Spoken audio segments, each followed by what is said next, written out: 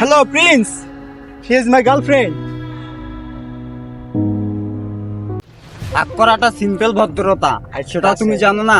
যাদের কোনো family background নাই তাদেরকে আমি কি বলবো?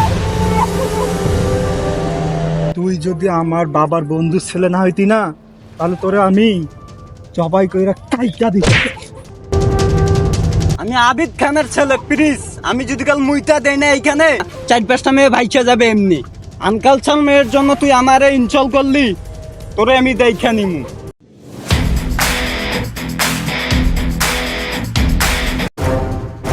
কি বলছিলি তুই? তুই আবিদ খানের ছেলে? তুই মুইতা দিলে 4-5টা আমি ভাইসা যায়, আজকে তোর মুইতা দিল।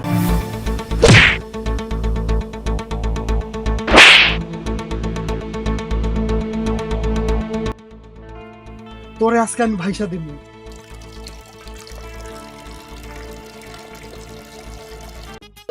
জানোয়ারের বাচ্চা সবার সামনে আমারে মুইতা দিছে বাবা।